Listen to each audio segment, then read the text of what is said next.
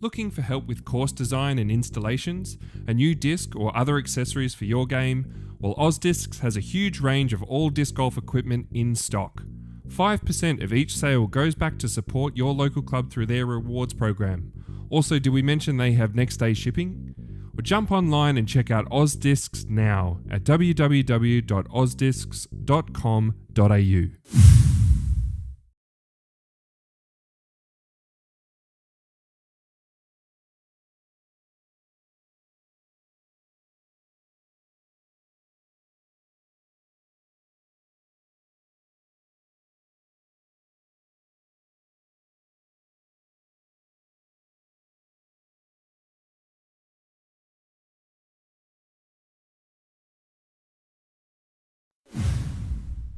For over 10 years, the Flying Disc Store has stocked Australia's largest range of flying disc products.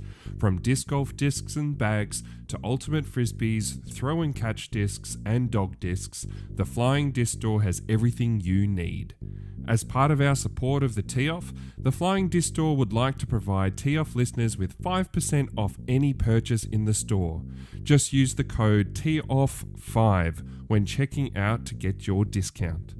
Visit www.flyingdiscstore.com.au today to grab a deal, and if you have any questions, be sure to contact their friendly staff.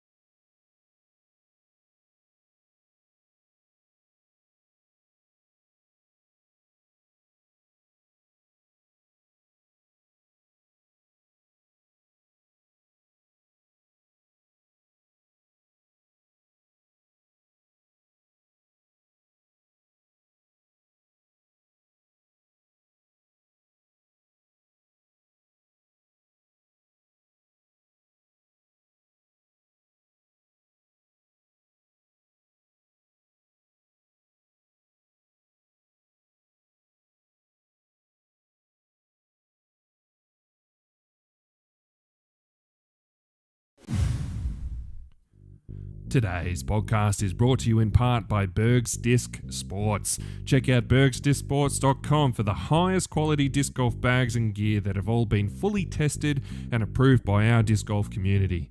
The only thing better than Berg's bags is Berg's customer service.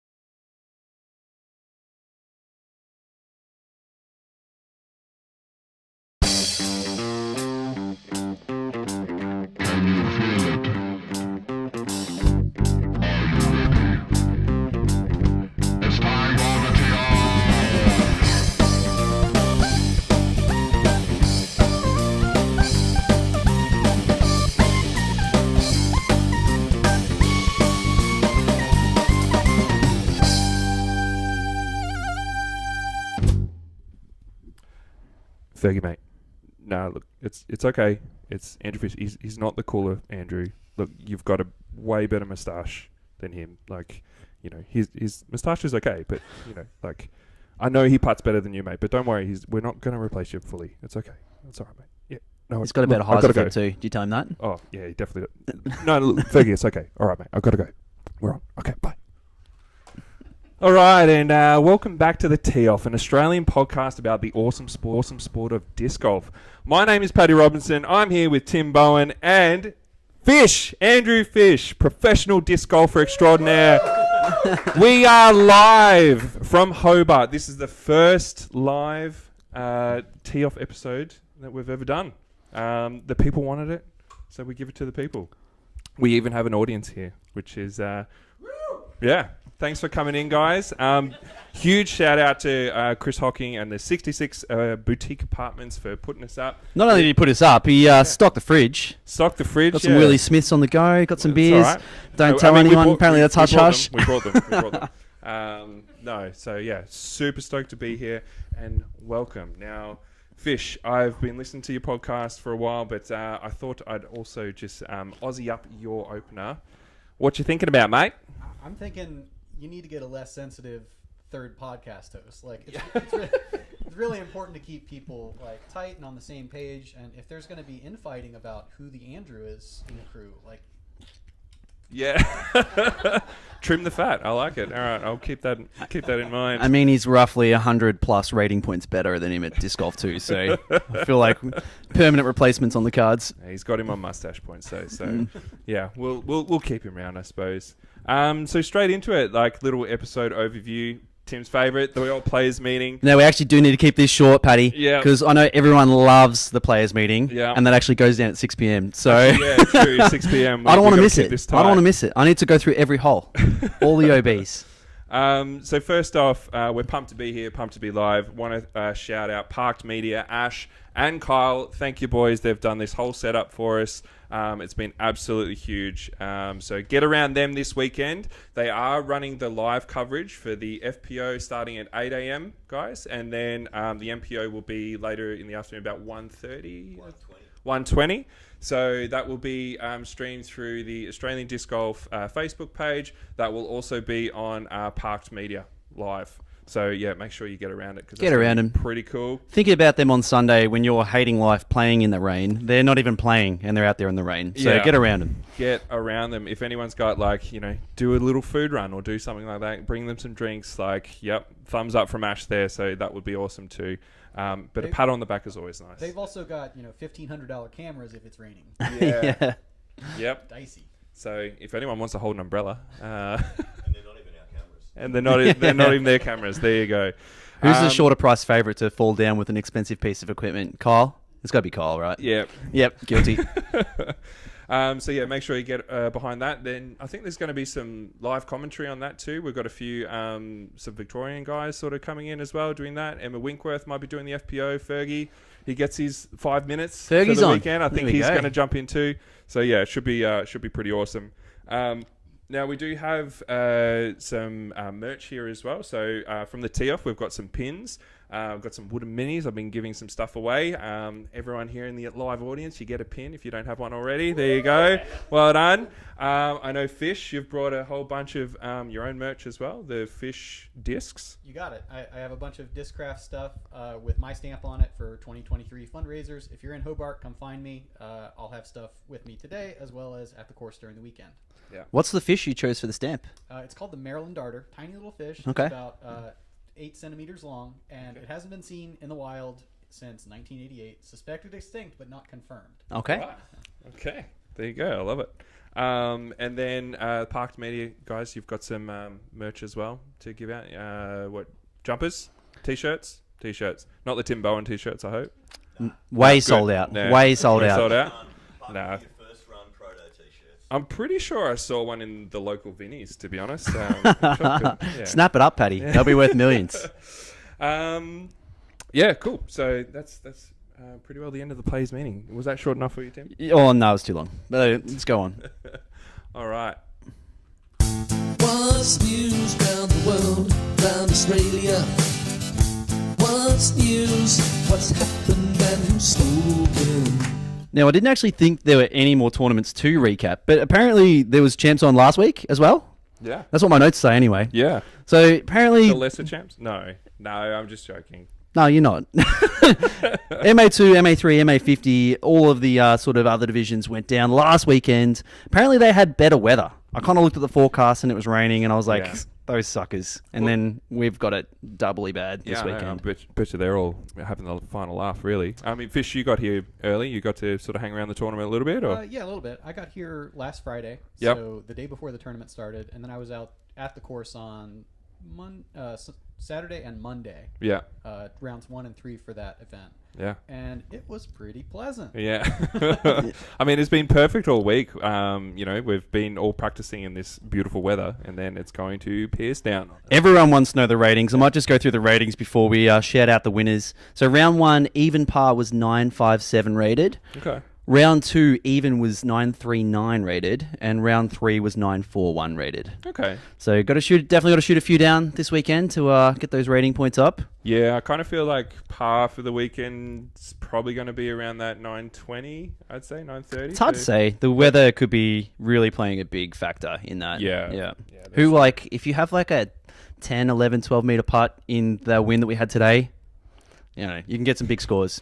Later. Anyway, we've got to shout out the winners. And actually, I have one of them in the audience with us live here. Yeah. Chris Saxby, Sandbagger Saxby. Yeah. Took out MA2. There he is. Yeah, get on the stream there. Yeah. Averaging put down a eye-opening 5 down round 2, was it, Chris? Yeah. That is huge, mate. 985 rated, I think, Yeah. unofficial, wasn't it? He has no idea. He hasn't checked. There, mate. And he might have been about his rating. Might have been the only person. I don't know. I have to confirm this. Might have been the only person under par for the weekend. Yeah, which was huge. 42 points above your rating too. So, may I say, welcome to MA1? Yeah. Maybe. Nah, huge win by Chris. Well done. MA3 was taken out by Jake Kaufman. He is moving up. I saw him post on social media. So, awesome stuff. Averaging 45 points above his rating. Huge. MA50, John Cranny Cranston had a good win. He's so stoked. I got to follow him for a little bit as well. He came out with a huge opener on the first round with a 1 down. He was 5 down through 14 holes in that first round, and then just a couple of late bogeys hit him. 17, right? Yeah, 17, I think. What do you do on 17? I still haven't worked it out. Still haven't worked it out. Hope. Yep. I heard you say all of the holes are in birdie contention, Fish, but 17 you don't care. Whatever happens. Yeah. I think the way to treat that hole is it plays so fast on the ground, and it's hard to throw a disc that slow. Yeah. Especially if there's wind. Yeah. It doesn't matter how you play it. There's a chance for real catastrophe. So I like to play holes like that, just like not really caring, give it a good effort. Whatever. Yep. So ace runs the whole time? That's not what I said. No. I tried it today. I'm still playing golf. I did try the ace run. Full pelt, Firebird. No good. No good, yeah. So, Shocker. not the play. Shocker. No, but Johnny Cranston, 47 points above his rating. He's had a great season, and good to see him get a win in MA50. MJ15 was really tight. Henry Arnold got the win there. Yeah. He's a Heiser flight boy, so I was tracking the scores very tightly. I'll tell you what, just a little on that. So I did, I came down Sunday night in the boat, and I got there Monday. I was able to follow around. We're all keeping a pretty close eye on the scores because we know those guys were neck and neck. So, and those guys, I mean, Henry Arnold and Archer Shaw. Archer Shaw, 2 slingers. Yeah. They are good at disc golf. The future of disc golf there looks pretty bright. Archer clawed his way back. They were sort of neck and neck, came down to 17. 2-stroke swing. Archer absolutely parks 17. Gets the birdie. Unfortunately, Henry goes OB. And then there's only 1 stroke in it on 18. Archer shoots first.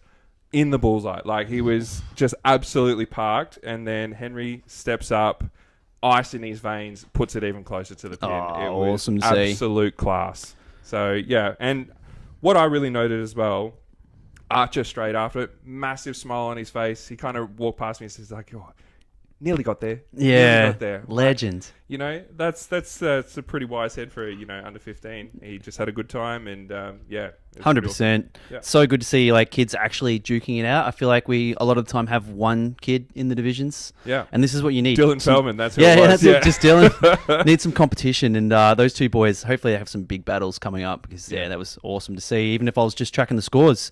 But yeah, Henry Arnold as well, 36 points above his Yeah, average. huge. Yeah, huge.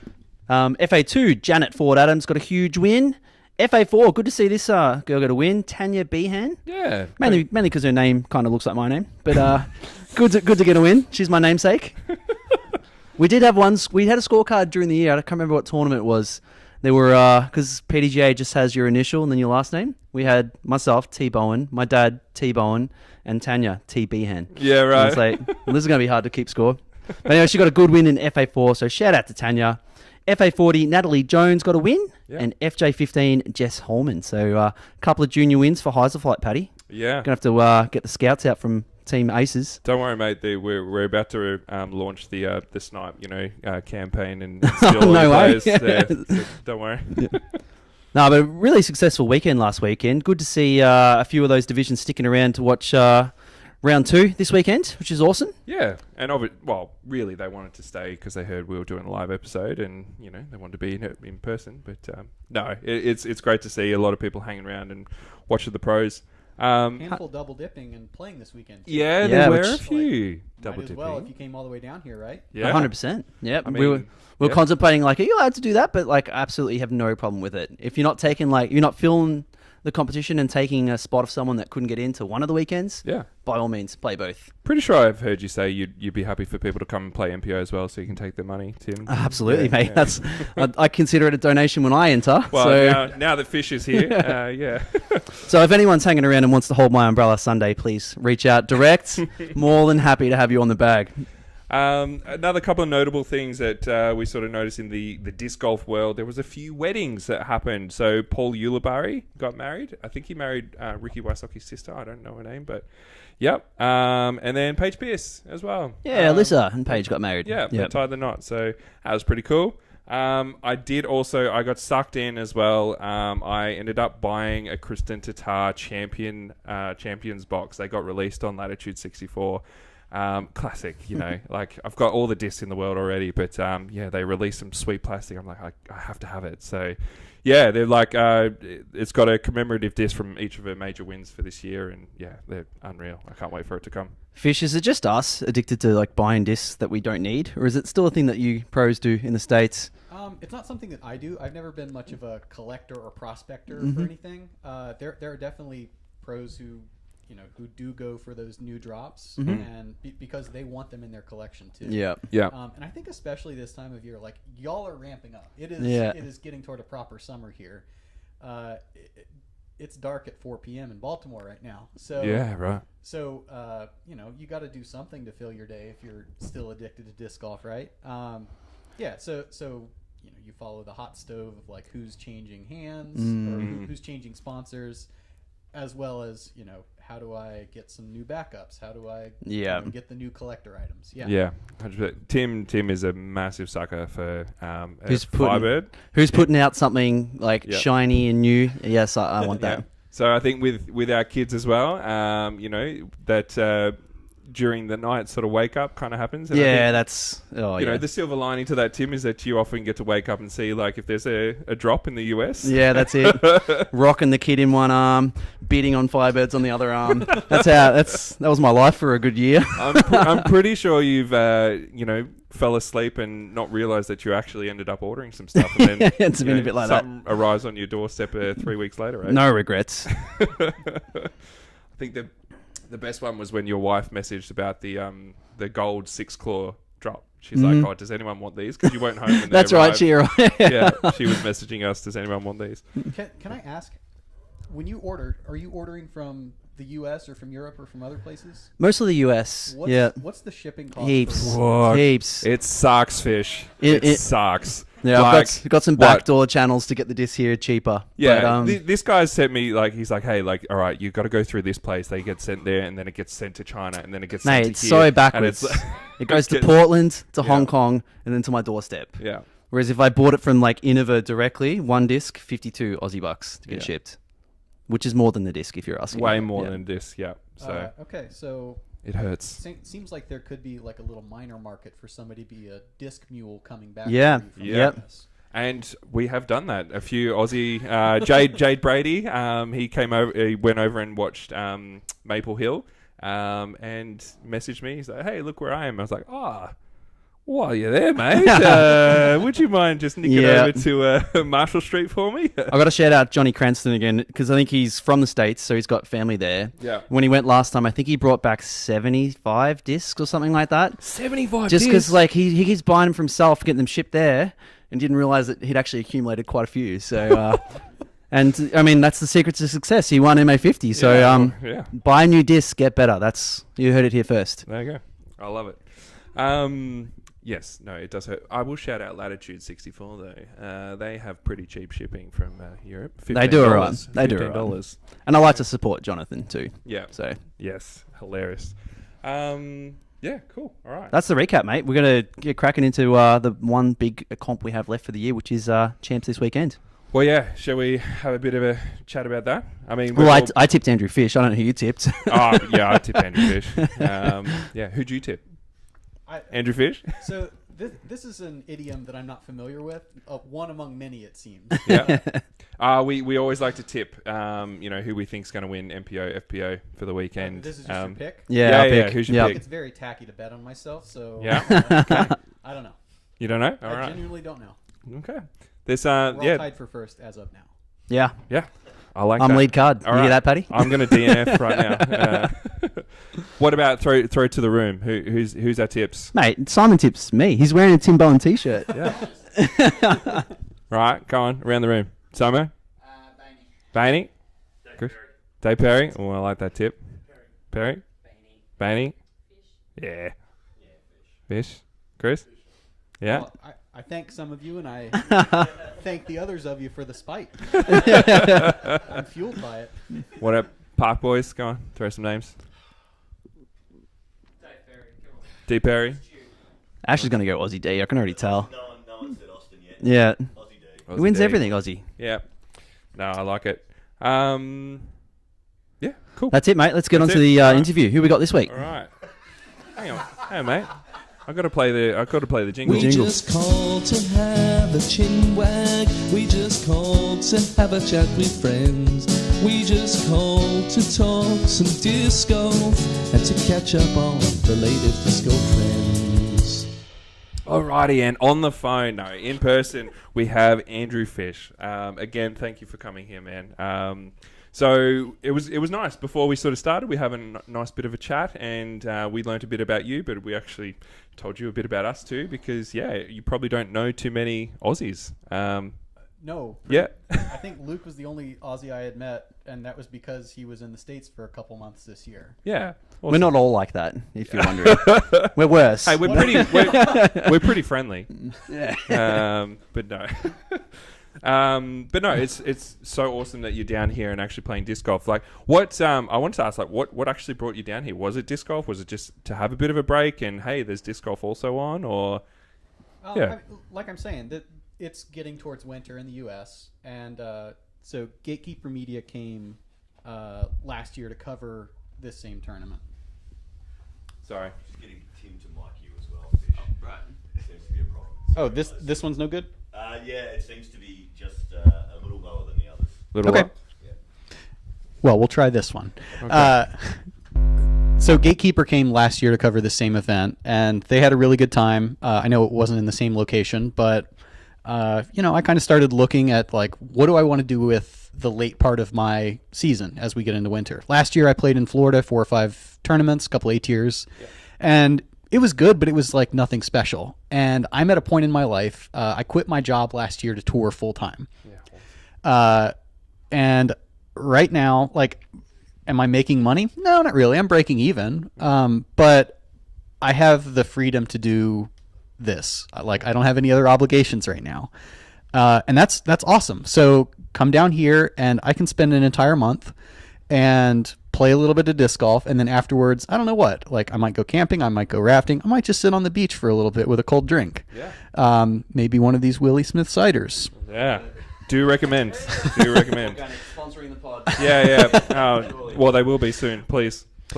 Yeah. So anyway, like, I'm treating this like a vacation where I get to play a little bit of disc golf, and then I'll go back home and resume working hard, like working on my house, going to the gym every day, like grinding out field work. Yeah. In the meantime, it's like stealing an extra month of summer. Yeah. Perfect. Chase the weather. Yeah. I've always wondered, because our champs was like. Should we try? Sorry. Should we just try the other? Try it again? Try the mic again. Yep. You like that? Is that better, guys? Yep. Yeah. Perfect. Okay. Yeah, I've always, because our champs was earlier in the year, like it kind of overlapped with the US season. I've always wondered, like, why don't we do what they do in like the Movie Swine and just like have that at comp? I think that in the US that off-season. is a question we might tackle a bit later on. Oh, it's been sent in, has That it? has been Good sent Yeah. foreshadowing. Yes. Yeah. But yeah, Not to cut you off, but shut up, Tim. fair call. So it's actually interesting. I didn't realize that you weren't. So you've been playing disc golf for quite a while now, since about 2012, Yeah, 2013. I picked it up in 2012 when I was in grad school and Yep. ran out of ultimate eligibility. Yeah. Didn't think I would be this into it, but here I am. Yeah. So since like, but you've never been full time on tour. Not until last summer. Wow. Okay. Yeah. So what was the move? Like, what decided the change? I mean, pretty much the same logic as coming down here, just on Yeah. All right. Sorry. a more macro level. We're just gonna have to. You're Yeah, yeah. crazy. Disc golf. Yeah. Disc golf was at a point on the Pro Tour where it was very clear that the Pro Tour as an entity was prioritizing players who were fully on tour. Yeah. And if open registration was about to be a thing of the past, no matter how high my rating was. So if I didn't quit last year and take the steps to earn a tour card in subsequent years, I was going to be stuck playing regionally forever. Yeah. And like, am I going to win a world championship? I'd Yes. like to, sure. But I kind of felt like I would live with the regret of what if I didn't take that chance while I didn't have like other obligations. Also, like, I can go back to engineering at some point if I need to, but I'd like to string it out as long as I can to keep playing on tour and, you know, like, make disc golf not just my hobby, but like what I'm doing for a job. Yeah. I want to hazard a guess and say disc golf slightly more fun than engineering as well. So there's that sort of perk to it. Yes and no. Like everything becomes a job at some Yeah. point. Like occasionally it sucks to go putting practice or something. Or like if you're in a slump with some mechanical part of your game, it's like, boy, I'd like to just get up, go to work, and come home and have dinner. That would be nice. Yeah. Instead of having to figure out the hard part of why your game is trash. Why are you doing something wrong? Yeah. Yeah. Does disc golf trump nursing? Yeah. Maybe. You know. Yeah, at disc golf I make putts. At nursing I wipe butts. So yeah, sometimes yeah. But no, that's really interesting. I really wish you all the best. It sounds like a big jump to go full time and into this, but also sounds like it's a really good time. I feel like it has been sort of doing this. We've had that COVID boom, and hopefully a lot of the pros outside that sort of your Eagles, your Pauls, and that sort of stuff. It seems like they're getting encouraged to be on tour more and having success with it as well. Like we've seen some big, like I'm thinking from this year, like Alden Harris, he's had an amazing sort of breakout year, but has sort of been, maybe in that top 30s, maybe 40s for a little bit, and then making that jump. But he's obviously, able to do that, and that's getting some financial reward for it too. So definitely. Yeah. And if you're in that elite tier of players who are already established, like your money's kind of already minted. Yeah. But for everybody else who's like on tour and playing pretty good, like you have to find ways to diversify that, whether that's building your audience through social media or having side hustles or selling discs, running clinics, all sorts of things you can do to make this viable. Yeah, Starting a podcast. Yeah, I was Starting going to a say a good podcast. side hustle would be a podcast, Reading wouldn't the it? notes here, and I'm an avid listener of the Fish Golf broadcast. It's real dumb, isn't it? No, it's awesome. I think as soon as I found you coming to Australia, I was like, I better check out the podcast. I listened to the episode that you were talking to yourself. But tell us about the... Guys, I can't tell you how much I talk to myself. It's just rare that I put it in podcast form. Tell me about the podcast. So generally you're interviewing another pro, and in this particular episode you interviewed yourself, which I found fascinating. Listening to your engineering perspective on disc golf course design and stuff that just goes way over everybody's heads that they don't think about was fascinating. But tell us about your podcast and how that started and how that's been going. Sure. So it's called the Fish Golf Broadcast, BRAH, because one of my sponsors is Disc Golf Bra, and they're putting a lot of the technical and production side to it. Nice. My thought was Nate Sexton and Brian Earhart had their podcasts where they were most often interviewing somebody else and not necessarily talking about disc golf. And I thought that was really interesting because when you see somebody playing, you see a portion of who they are. But pros, as well as everybody else, are three-dimensional people who have thoughts and feelings and hopes and dreams. Yeah. And I know a lot of the people who are on tour, even if they're not on coverage, they are still compelling, interesting stories. And delving into their thought process for a tournament or for one aspect of their game, or completely differently, what is their life outside of the course? I think that's fascinating to get into. And it's not just pros that I want to talk to. I want to talk to, people who are in other parts of the business. And that can be course design, event management, people with the PDGA. Yeah. Because pros are what one little sector of disc golf, and it's it's a whole bunch of fans across the world. Okay, sure. We're going to share this mic, Fish, so we got to get cozy.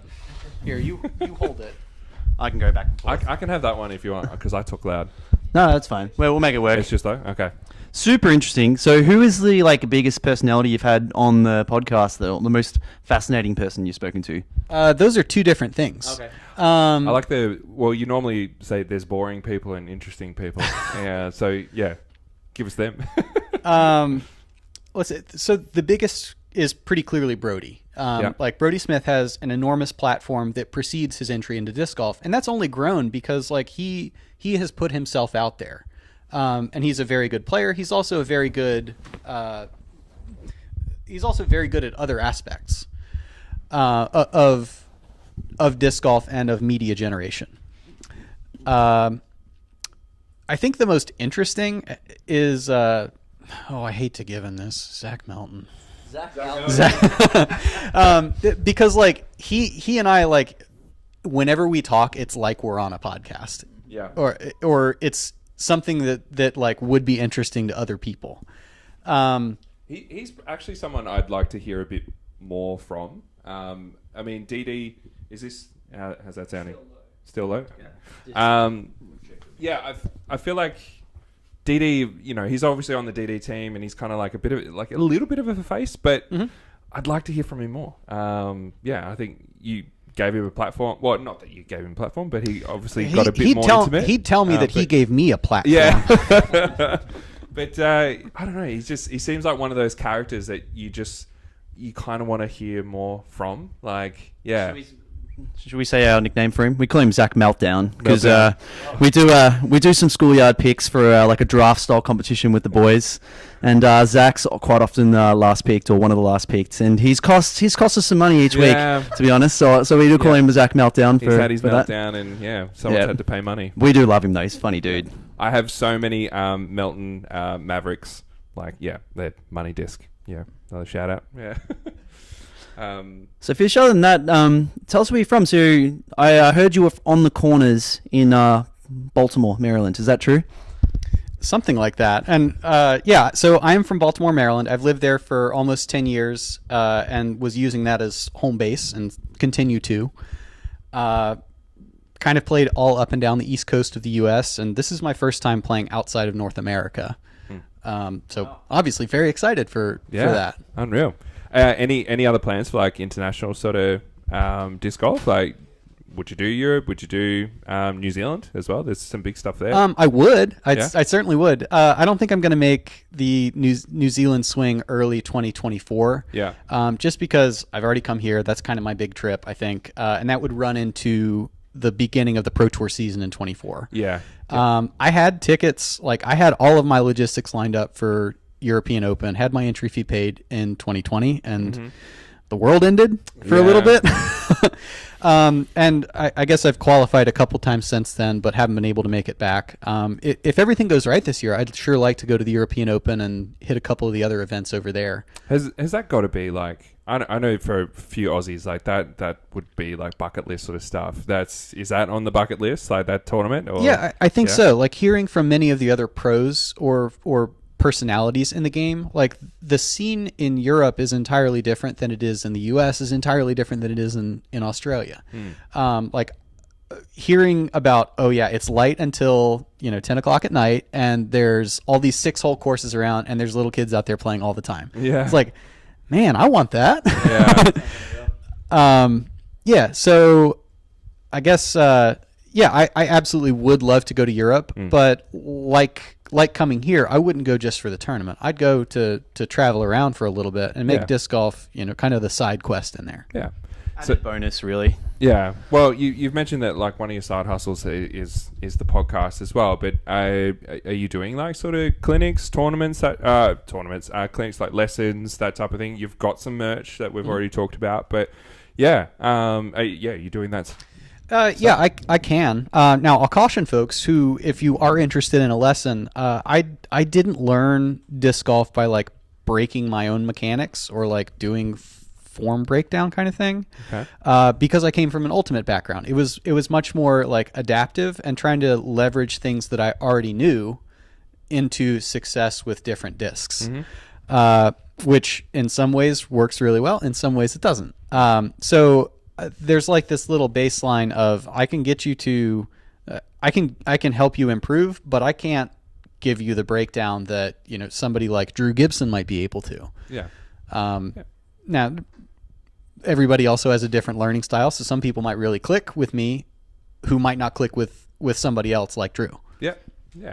So if and what are your sort of plans after this tournament? You're going to travel? You said you're here for about a month. I've got about 2 weeks after the tournament. Okay.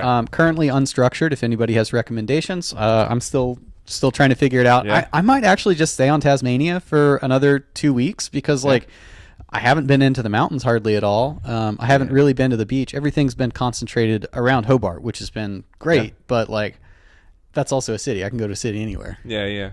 Well, mate, Cradle Mountain is, pretty well renowned for a pretty awesome hiking spot. That'll be on the list for sure. But if you do make it to the mainland, I'm sure there'll be a few disc golf communities, give you a help, give you a hand, put you up in a spare room. Won't say no. Well, if you come to John, there's some other pretty epic courses that'll be pretty fun to play too. Inverleigh, Mount Gambier spring to mind, but definitely. Well, Australian Disc Golf Shenanigans on Facebook. That's basically the heartbeat of all Aussie disc golfers. So I'm sure if you posted in there, you'd get some likes and some responses. But sounds cool anyway, just to hang around Hobart or hang around Tassie for another 2 weeks as well. And then straight back home. Was it after that or? Yeah, I think so. Yeah, cool. Gonna spend maybe 6-8 weeks back in Baltimore. Yep. Hit the gym every day, work on my house. I have a 1930 row house. Oh, wow. So there's always like plasterwork and drywall, and I got to replace a dishwasher and some windows. It's cool. It's always something. Yeah. Well, I've done some big renos this year as well. That's Paddy's been ruining his back and his disc golf career doing his own house. So try and pay for people to do the labour is my recommendation there, Fish. You can do it fast, cheap, or exactly the way you want it. Yeah. Pick two. Yeah. That's a good call. Back to disc golf very briefly. So sponsored by Discraft. When did that all start for you? And have you had any sponsorships before Discraft? My first sponsor was Innova back in 2014 and 15. And I've been with Discraft since mid 2017. Since then have had a long-standing good relationship with them. Obviously they're with full resources of discs and baskets and whatever, that a major manufacturer can provide.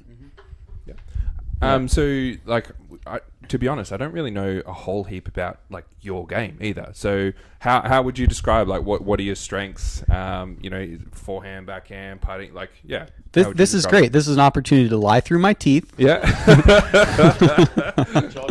Yeah. What are your strengths? Shut up, Tim. Yeah. So again, came from an ultimate background. Yep. So I really like throwing slightly understable discs with hyzer release, and I'm mostly backhand. Have a good, competent forehand. Yeah. Hey, there you go. Complete opposite. Complete opposite. So I like super overstable forehand flex. That's my game. Yeah. Look forward to seeing it. But obviously on tour you have to have a diverse range of skills. So I've been adding distance. I probably throw 140 meters maximum, which is less than what most. I love that you use meters there, by the way. Well, thank you. Got to play to my audience a little bit. When in Rome, yeah. Just open pandering. Yeah. Yeah. So I think the modern disc golf player, if you look at somebody like Gannon Burr, they grew up throwing overstable discs with like an anhyzer release because like you can squeeze more distance out that way. You can throw more overstable plastic that cuts through the wind, and especially on like the current set of Pro Tour courses, you can do so much with that, just like relying on stability and power. And because I I was a fully formed adult by the time I picked up disc golf at all. Because I started playing in the woods for the most part, like that's how I learned to throw understable stuff. I feel like putting is one of my stronger suits. Obviously, like anybody, it kind of goes in and out. I don't know what I'm going to get on any given day. But that was one of the things that kind of held me together this year on the Pro Tour. Yeah. And are you mainly spin putter, like the combination put? It's everything. You have to have multiple different kinds of putts in order to solve whatever problem you're presented with. And what do you putt with? Currently, the Jawbreaker Roach. Okay, cool. Nice. Did you hear Ken Climo's thoughts on making the target smaller or not as catchable? And what do you? How do you feel about all that? Is that why the RPM baskets are in? No, joking. I'm joking. Actually, I've got to say, those baskets have been really good. I've had some good catches. I've had some really good catches. Yeah. I've been very impressed with the RPM baskets as well. I feel like they don't spit off the pole. They don't like high left or low right, which is fine. Like if you hit the pole, that's supposed to go in. Yeah. If you are off center, it shouldn't necessarily. And that's what a good putt should be. And bad putts don't go in. Yeah. So if you listen to the Fish Golf broadcast episode with James Proctor from a few weeks ago, we talked about like what would it look like to have smaller baskets on tour. And I think the consensus among most pros, not to speak for them, but like the general feeling would probably be we would be happy to putt on smaller baskets if we knew that they would catch at the acceptable rate.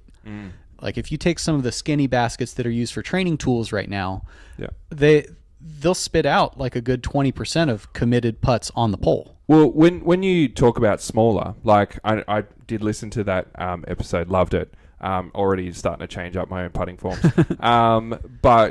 So we talked about, like you mentioned the DD Marksman, and so smaller there is actually like chains go in, and I've got one at home. They don't catch very well at all. Like there's a certain way that you have to putt into them. Right. But it's more about like, right, I'm really just aiming to hit the pole. Exactly. And the chains just make it look more like a disc golf basket. Would smaller to you mean instead of maybe like the height, like going in that way? And we're probably looking back 7 or 8 years minimum here. Cam Todd actually had put together a basket prototype where you could adjust both the width and the height of the chain assembly. Yeah, cool. So that it could be narrower in 2 dimensions. Yeah. And I remember trying it out a little bit, and it seemed like that didn't solve the problem, but it was a step in the right direction. Yeah. But never got close to mass producing that. And there's kind of just this inertia that we haven't gotten over the hump of being willing to try a big tournament with smaller baskets in any dimension. Yeah. Now, again, the point is for me, regardless of what regardless of how we change the basket, there has to be this acceptable amount of good putts go in, bad putts get rejected. And, you know, players are going to squawk about their spit outs no matter what we putt on, it seems like. Love to talk spit out. Yeah, of course. But yeah, I would be supportive of smaller baskets because right now you can gain so many strokes putting from distance in particular. Whereas in golf, you know, the sport that we're adapted from, putting is so much harder because of the like ball to target ratio, and because like cutting through the air way easier than reading a green on the ground. And a smaller disc golf target would kind of bring the balance back towards accurate throwing being more important. Yeah. I think that's really interesting. If only we knew someone who could design baskets and, you know, mass produce them. I can't believe we got talking about chain configurations again. The amount of times I've heard this guy and Fergie talk about chain configuration on the pod, huge. I think he loves it. I know you go back and listen to that episode all the time. I think at the same time, no matter what they do with changing the basket for putting, it'd be a shame for it to not catch aces. Like, I just think if we made the target smaller or not catch as easily, you know, would we have seen James Conrad's throw in? That would have been a real shame not to get that sort of thing. Yeah, that's a good point. That's the best part about disc golf is, like, if you need one shot and you need to go for the glory shot, you can. Okay. You just can't do that in golf. So, yeah, interesting. Awesome. Well, we're definitely running shy of time, Paddy. So, got any more questions before we... Oh, mate, I have so many questions. I'd love just to keep going, but I understand in 15 minutes there is the ADGC players meeting, so maybe we'll just keep moving along. But definitely, got to shout out Fish Golf Broadcast. Give that a listen if you would like to hear more from Andrew Fish, particularly the Andrew Fish episode. That's my personal favourite. Talking all things course design. Fascinating. All right. Well, next up, we like to have a bit of a serious chat here and there, but then we also like to keep it light. So we've got a few fun segments that people have really enjoyed from the pod over the last 12 months. The first one being Trash or Cash. So this is where we present a couple of topics, and then we decide whether, you know, as usually in the studio, it's just us three, and we say whether, you know, we vote whether it's bad or it's good, trash or cash. And then we've been getting people to send in their own suggestions as well, which has been pretty fun too. So we've had a couple sent in. We've got some of the classic ones from over the year, and now that we've got a bit of a live audience here as well, we'll get some real opinions. It's a democracy. We're going to get the actual votes, not just Tim's opinion. Which is pretty cool. So, I mean, straight up, off the mark, we had one sent in from Ash Wiedner. Just send in Hobart, mate. Hobart. You got beef with Hobart? Yeah, no, just want your genuine thoughts, boys. It's amazing. Hobart's the best. Yeah, Hobart's, like, my second home, I feel like. I've been recommending, like, all these cool places to people. So I mean, if you lived in a place that had, like, Willie Smith's apple shed, beautiful ciders, and Poimina on the slopes. Yeah. Mona, I hear, is a good place to go for some arts and culture. Yeah, I got to look at my own butthole there, so... I mean, yeah. Please? Yeah. No, it's a cash from me. Sorry, I probably should put some context. No, please don't. There's no context needed. No context needed? No, there's a toilet there which has a lot of mirrors, and you can get a binocular and look at your own butthole. There you go. Yeah. Well, this is why it's down by the water. It's just a public toilet. No. How much is the entry fee, and was it worth it for that alone? This was my fear with the money. This was my fear with the live podcast all along, Paddy, is we can edit this out. All right. Well, let's do a vote of hands. Is Hobart cash? Yeah. Cash. All right. Did that work? Yay! There we go. This one's sent in from Reese Wisniewski. Aussie champs in November. So I think he was alluding to the fact that it's at a time where it's in the off season for the US pros. Yeah. But it's kind of like, I feel like New Zealand, Australia could maybe be a little closer together. Like, it'd be sweet to see Andrew Fish play both New Zealand champs, which is in Feb, and Aussie champs. Yeah. So yeah, Aussie champs in November. What do we think? I mean, I would love to see it in like January or Feb. I've said that for quite a long time. whatever that makes our tour look like, I think the rest of the world is in pure winter. When's like Vegas or the first normal Disc Golf Pro Tour event, Fish? Is it mid-Feb, late Feb? Pro Tour All-Stars are in Orlando mid-February this year, and then Florida Open at the Grand Canyon course is the week after. Okay. Yeah. So early to mid-February is the latest you could have it. Yeah. I mean, look, in the past with the Aussie Open being PDJ Major, we got some pros out here, and the scene was like, you know, like quarter of what it is now, and we're just hanging out with Eagle and seeing them play was just nuts. So I think if we could, incentivize those guys to come out here on their off season, it's also, it's not just getting the pros out here into Australia. It's also like a lot of these media companies like Gatekeepers just jumped at the opportunity of saying, oh, hey, there's nothing happening over here. There's nothing happening in Europe.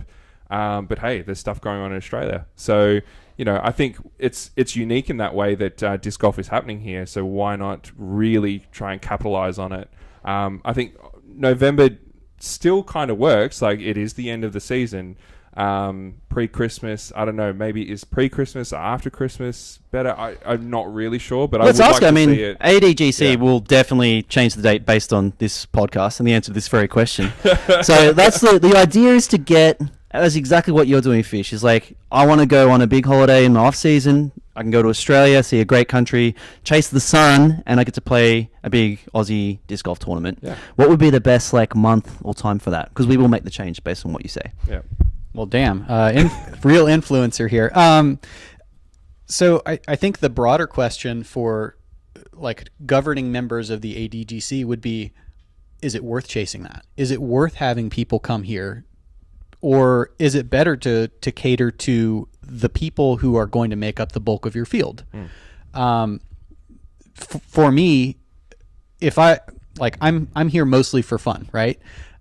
If I were trying to come down to make a disc golf trip of it, it would make sense to have Aussie Open on the West Coast, and then something on the mainland, and then something in Tasmania, and then jump over to New Zealand. Have 4 or 5 weeks of tournaments. Yeah. In the same way that, say, the Pro Tour bulks together the West Coast swing, something like that. Obviously, geography is an issue. It's a big trip. Yeah. We saw your Instagram story. You had a fun time getting here. What was that, 40 hours in transit all up? Yeah, I think it ended up being 41 or 42 by the time I got to my Airbnb. Wow. I was a sleepy puppy. Yep. Yeah. Well, yeah.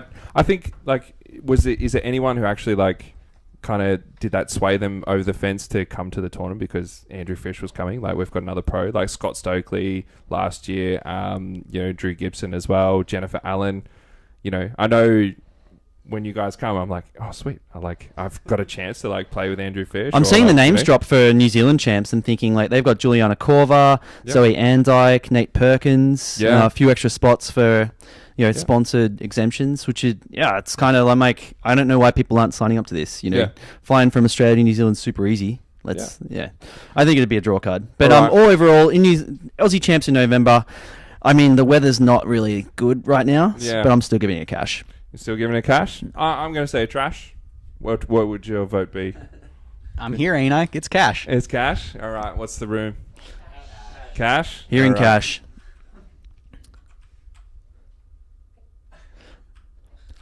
Paddy's ability to make the cash sound. Trash.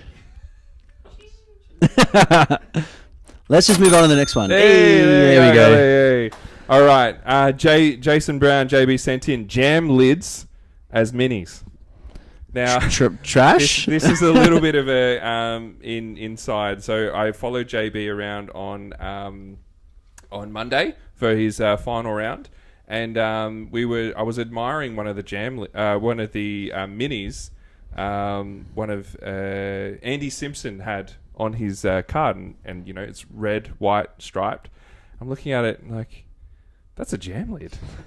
That's straight out like strawberry jam. And I was like, is that really jam lid? And he's like, yeah. He's like, and it's great. It has the pop. You're sitting there popping it. I was like, all right, That's awesome. So yeah, I Certified fresh. certified fresh. Yeah. And you know, Tim, I know you like your little fiddly thing. Mate, So, yeah. I'm well known for. I've got a rubber mini because I was using my mini as a stress ball. Yeah. So I may as well make it rubber. So I'll yeah. stop getting questions about why is your mini all wrecked? Yeah. Because I'm a bad Well, putter. All right. So yeah, jam lids as minis. I'm gonna say cash. Cash for me. Yeah, Cash, yeah. cash. Room. All right, there you go. Andy Simpson. He's going to start eating a shitload of jam and selling them. These are all unanimous trash or cashes I'm reading here, buddy. There we Dylan go. Feldman, a man with a notoriously broken back, has sent in heels. And just hills. Mate, I'm giving it cash though. Like playing Like hole. disc golf on hills. I'm assuming. Yes. Like, yeah. Playing hole 2 here, right? Yeah. Big steep uphill hole. Like we just don't have that hole anywhere in the country. Yeah. And like I've been over, I played toboggan. I got slaughtered by toboggan, and I just think back to like the Tunnel Ridge champs, and we didn't have any uphill holes. They were all downhill holes, which Yeah. they're fun in their own right. But like throwing uphill is a whole different ball game, as I'm sure a lot of people are finding out on hole 2 this weekend. So I'm Yeah. giving hills a cash. I don't Yeah. like walking up that hole, but I like playing it. Yeah. What do you reckon? It's absolutely cash. If you can't control your disc, you can't throw hills. Yeah. I remember, my first time to Point Mena was like, yeah, how the hell do I do this? And, like, hearing Paul Macbeth, talk about, don't run up straight up, run from the side, throw understable, you get your nose angle, all this sort of stuff. So, yeah, it's just stuff you don't do. So, 100%. Cash? Yeah. Cash. All right. Blake Houston has sent this in on behalf of Alex at Canaston. He's Sniped. Sniped, totally sniped. Changing putters 7 times a week. Apparently, Alex has been doing this a lot. Without any further context, it's trash. Yeah, I think that's unanimous. Yeah, we don't need to. Our first. I mean, Alex is like a junior. He did come third in the putting world champs at MJ15. That's, I mean, He's 30 putters through since then. He's changed it 30 times. Yeah. Marlon Gonçalves has sent in Tim's new nickname, Ten Bowen. mate. Now, Ruthless. Fish, a little bit of context. I don't need it. I saw it. Oh, you saw it?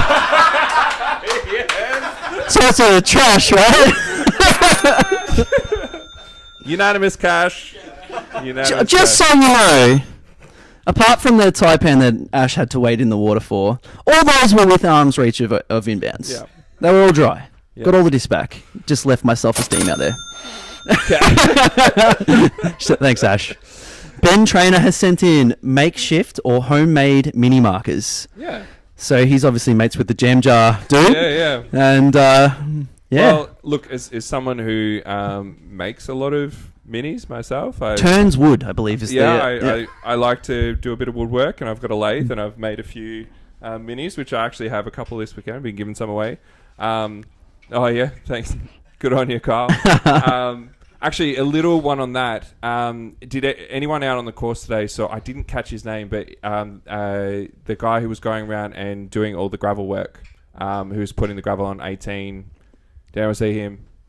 Yeah. There was a few people saw him putting in that hard work on a really hot day to make the tee pad of hole 18, so you could just run down smoothly. Giving us a run up, legend. Yeah. I noticed he was wearing a Mandalorian t-shirt, and I had made a wooden mini that had a Mandalorian pin, and I'd done a resin cast in it. I was like, oh well, mate, there you go. So I gave it to him. I've got this great photo of him, Mando, and holding the Mando mini. But yeah, you just got to shout out people who go and put that hard work in like that. So Paddy, yeah. we're already disc golfers. People know we're nerdy. You don't have to be pushing Mate, the Star Wars stuff as well, man. Yeah, mate, I'm a huge nerd. So yeah, Homemade minis though. What else? Think they're I great. don't know. I think they're great. Trash? Just buy a mini. They're like $5. Buy one of my good ones. I can't It's got squeeze my it. handmade love. I don't know. You just rocking the stock standard Discraft mini fish? Currently, my mini is a Heiser Media Mini. Shout out to one of the small channels. Yeah. I think my dividing line between cash and trash here is: do I feel it in my pocket? If it's a heavy mini, honestly, resin mini, wood mini, sorry, that's trash to me. It's too doggone heavy. Can someone put one of the wooden minis in his hand? They're light as. They're light as. You're not going to feel that in his pocket. That's to me that's pretty heavy. Oh, okay. All right. It's I'll use bulky. balsa wood. Rubber. Get the Rubber. Vibram. I rock the Vibram Mini for a reason, man. Yeah. Squishy Mini. I'm trash. I'm beating you here, Paddy. Trash. Okay. All right. Throw it to the room. All That was right. a lot of cashes, actually. Who invited the room? There we go. And Parked Media has sent in the Throwlers podcast. Unanimous trash. I think in terms of your podcast listening, you should check out our episodes. Yeah. If you've got more time, check out Fish Off Broadcast. Yeah. And then if you still haven't finished your poo, you can listen to Throwlers. And there you go. So there's 2 podcasts in Australia. There's us and the Throwlers. Yeah. And they like to They're call great. themselves niche. They like to cover specifically like the east side of Melbourne's league days. Yeah. So their audience is those people. Good. And I listen to it too. I like it. It was actually Alan, who's one of the hosts from there, who gave the nickname 10 Bowen to Tim. I hadn't even tapped out. Yeah. And he changed my name in the chat to 10 Bowen. Yeah. So I'm giving them a cash just for that. But shout out to the room. Cash. Yeah. How many of you actually listen to Throwlers? Oh, here we go. A couple of sad sacks. All right, now we had a couple of classic trash or cashes from the year that we'll throw out because I'd love to hear the room and Fish's opinion. But the first one, man-made OB, artificial OB.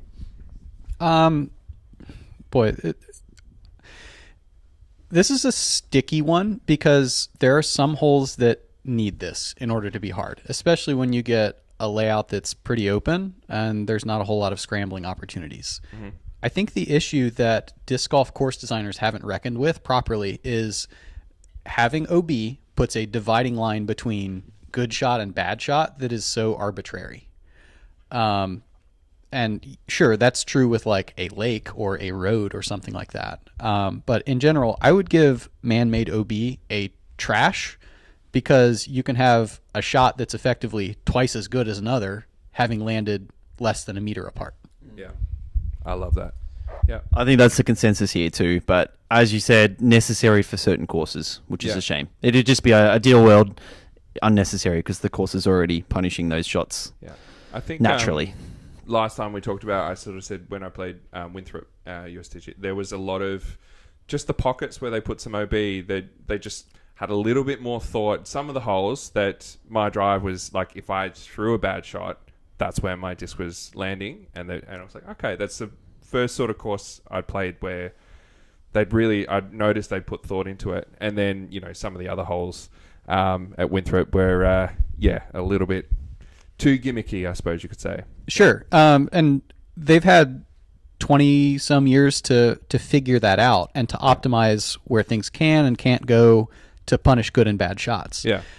The problem is when amateur designers of courses, not amateur players, take what Winthrop has done in a pretty controlled environment catered to a very elite field and try to put that everywhere without thinking about, like, does this make sense for the environment that we're in? Yeah. Yeah.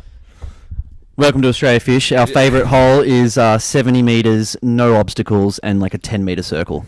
That's our dream right here. Yeah. How many times have I played that hole this year? Yeah. Never stuck the island. Yeah. Not once. No. What do we think, guys? Trash or cash? Trash. This one surely is going to get a trash too. OB in the circle. Who wants that? Ryan?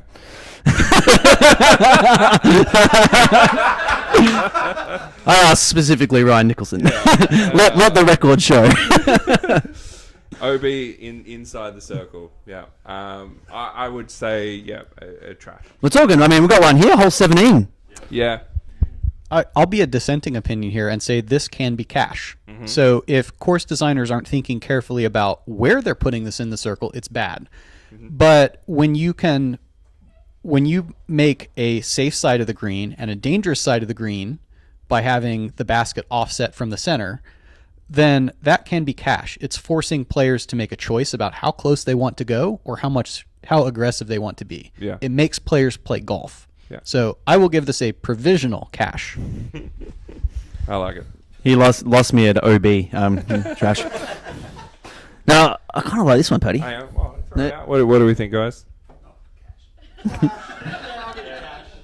These people love laying up, Paddy. All They right. love it. They They love it. All right. Cash. There we go. Yeah. Agreed. All right. Now, OB line inside a man-made barrier. So we're talking about like you've hit the tray, your disc is rolling away, it hits like a placard, but the line for inbounds is like off that placard, so you're OB. I feel like you're just taking shots at Ryan Nicholson over here, but no, but yeah, just having a barrier. Hole 18 of the eruption. Yeah. I I was resting on that goddamn thing on both sides. Well, I've noticed that there's a couple of holes out here in Point Mina as well that have logs lining some stuff, but the OB line is well within side, so even if you hit the log, you're still OB. Yeah, I would like to see, if you're putting a barrier, like put it on the line of OB, like have it sit there. But yeah, that's my thought. I would say trash. Yeah, I'm going with trash too, but Yeah.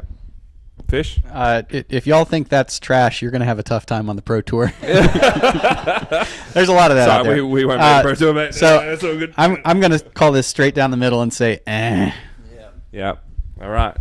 We've got one air and two trashes. What's the room think? that's trash. Trash? Yeah. All right. All right. Saying nice nice run Nice run after a missed putt. putt. Oh, good run. Who wants to hear that? If it was a good run, I'd be picking it out of the tray. Like, are we saying trash? I'm very guilty of this. Like, you ever like? good run. Good You ever run. missed a putt and someone said good run? You're like, oh yeah, it was good. I feel alright. What do you think about that, Fish? There better be some mitigating factors here. This better be a screaming headwind. Crazy downhill, obstructed. I mean, I like to look at the silver linings. If it's a good height or something. If you were way off, then I'm not saying good run. But if like you've given it a chance, then I'll say good run. You gave it a try. But yeah, Yeah, trash. I'm sure it hurts people. What is? Who likes hearing good run? Absolutely cash. Cash. So, Love a good layup though. Yeah, nice layup. yeah, nice layup. Yeah, that's good. Yeah. All right. I think that's a cash. Yeah, when you're saying it to your mates, to like, be like, "Hey, nice run, wanker." The crowd clapping a bad shot, or like your putt in for bogey or Yeah, double so you bogey, just- and then you get a clap. Yeah, what do you? Because I know Nico doesn't like this. What do you think about this, Fish, on the Pro Tour? I think this is an example where I want like a very aware crowd. Like I want them to know the stakes of what's going on. If I knock in a 5-meter putt for bogey, it's like, just let me get off of this hole, please. Yeah.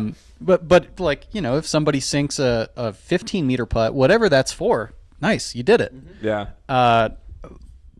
Yeah, but I don't know. The crowd needs to be aware of what's happening, and that's a tough ask when folks are trying to keep track of several things or watching UDisc or whatever. Yeah. Okay. All right. I would say trash. Yeah, me too. I think that's a good breakdown. Yeah, we're saying trash. Now, this one pops up quite a bit, actually. It's probably our most sent in one, I think. Yeah. It's just wearing earphones or AirPods or headphones like during a tournament round. Yeah. What do we think about that? I would say that it's trash. I think you need to, because I feel like, yes, probably that person's going through some stuff, which is sad for them, but like at the same time, you really need to be aware of what's happening. And I've had times where I've like had to really try and get a result. Like if I'm putting the numbers in, I've had to, like, what'd you take? Yeah. So. I really want to ask Fish what he thinks, but I don't know if he does the headphones on the course during a No, tournament. yeah, listen. I'm on a limb here. What do you think? Personally, I think this is cash. Yeah. Okay. I have sometimes in my career been a headphones wearer, and sometimes not. Mm-hmm. My attitude is that everybody has access to it. Therefore, it shouldn't be considered a competitive advantage. Mm-hmm. Where it becomes trash is, like you're saying, when somebody is unable to be engaged with the group because of the volume or something. Yeah. So if personally, if somebody's not engaged with the group, that's a damn courtesy warning right there. Yeah. But if somebody is listening to headphones but can still hear conversations, is still aware of the other stuff on the course, Yeah. by all means, do it. I don't think that people who call this unprofessional, that's a subjective opinion, not an objective application of what the current rule set is. Yeah. I think that that player, I remember when like he finally took the earphone out and it was just like hardcore screamo death metal, just like, whoa! It's just, ooh, okay, you're going through some stuff. Just give me some more, like, we'll get to the next hole. But yeah, I'd probably say in that, if you're not aware, it's a trash. I'd say Cash Fishers will won me over there. Fishers, I mean, like everyone's able to do it, so it's not a competitive advantage, as long as it's not like getting rid of the social. Earphones on the course. Yeah, as long as it's not impeding like the social part of the game, then I would say Cool. Group. it's fine. Quiet Cash. When did Clayton get here? All right. Good on you, mate. So yeah, now this is a pet peeve of Tim, so I had to put it in. More than 2 putters at the practice basket. So, like, let me clarify. This is you're at a tournament. There might be like 1 or 2 practice baskets. Everyone's generally got 2.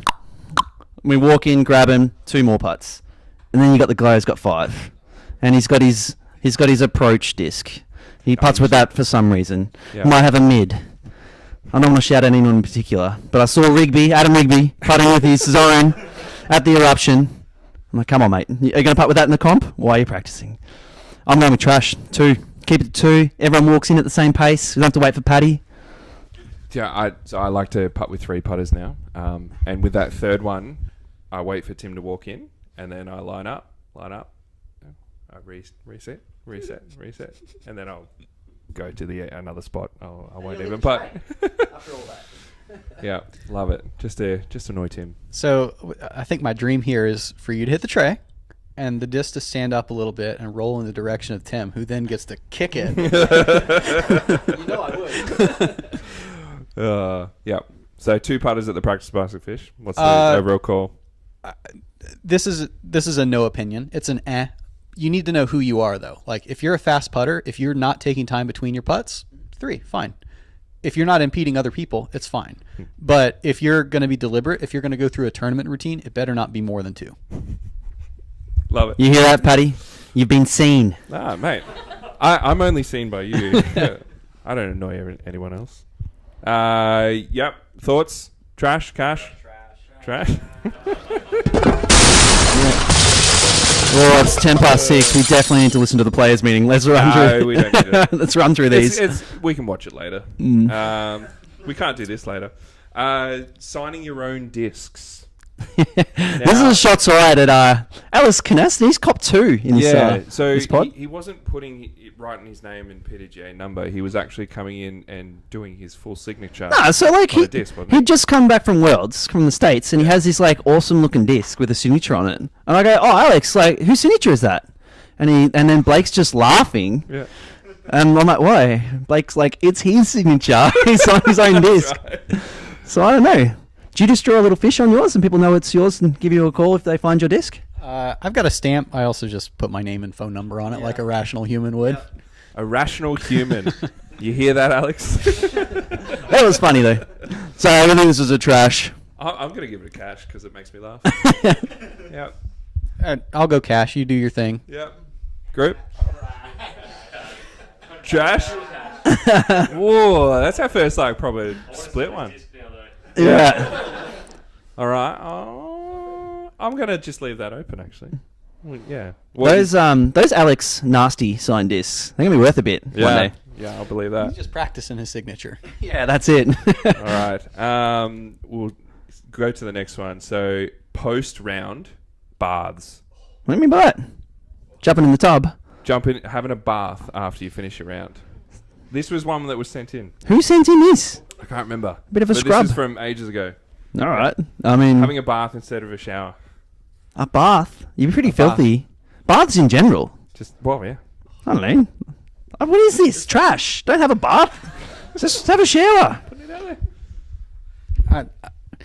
I'm really torn here. Like, it sounds nice and relaxing if I get some candles and a book and bath bomb. But also like you're just stewing in your own mess. That's gross. It's a lot easier for Tim to cry in the shower, like after a round. Hide the tears. So. Into the soap. Yep, that's me. I'll probably say trash for that one. Yeah. Tim. Yeah, it's trash. Yeah. Group. Spa bath. Okay. All right, we're more talking about ball soup here, so I think it's a trash. Ryan's a bubble man. Yep. There we go. Commentating on throws mid-flight. Saying get in or like, oh, to the left, turn. Yeah, Up. or friendly. Yep, or friendly. Friendly. Never heard that one before. Yeah. A nice one, good one, looks good. All that sort of stuff. Don't nice me, bro. That's, Yeah. But even like not saying nice, just like, yeah. You better be right about what you're saying. We've done it. Like, I mean, the TeeOff has been doing a bit of commentary this year, and it's hard. Like, we say, oh, that looks great, and then bang. Yeah. It's hard to. Yeah, nicing in post-produced coverage. It's a real thing. It's a real thing. The shot, I'm sure the shot was great before we said it. Reese Wisniewski is still upset about it. I mean, I kind of don't mind the people that go like, oh, like kick right or kick left, like off trees and stuff. Yeah. It generally happens when they say that. Yeah. I find like, you need to talk to your dis a bit more. Give them a bit of love. Yeah, I try to keep it positive out there. Yeah. Unless I'm playing with you. I'm a big self-talk. Everyone knows it, so. Yeah. All right, I'll say cash. Yeah, group. Cash. Nice. Oh, I like this one, Paddy. Yeah. So, rattling the chains after a star frame. Now, this popped up on the eruption coverage, and we got a few comments. Someone just said, we need to talk about the chain rattling after a star frame. Yeah, I think it's because... someone thought it was an Australian thing, but it definitely is not. It came from Europe. I think the Finns were doing it, and yeah. I remember seeing when they first did it, I thought, that's cool. That's great. But I think I would like to see it change. Like, I think I would like Australia to do something a bit different instead of going up, and yeah. No. Rattle. It's good how it is. It's like once you've earned the star frame, you hold a chain, you get ready, you look at the next group, and then you rattle. Yeah. And then if you get them to turn their head, like it's Even just better. It's just like a nice warm bowl of soup. You just, yes, please. Nice warm bath. Yeah. I don't know about that. Do you do this, Fish, in the States? Many like star frame chain rattles? I've never done this. Yeah, right. I don't have an opinion on it. I'm done with the whole. Let me move on. Actually, there's always one straggler who's gone, and then you got to call him back. Yeah. I reckon I see Austin just die a little inside when he has to do it too. Yeah. Is that right, Ash? Austin hates it. He absolutely hates it. Yeah. All right. Yeah, we just smashed this 50-meter par 3. I think it's I think it's absolute cash if you're on chase card and you're looking back to the to the lead card. And you're like, yeah, come on. That's where it's that's where it's resounding cash. Yeah. Otherwise, trash. Yeah. Group. Cash. Oh, nice. Oh, that's a bit mixed as well. All right.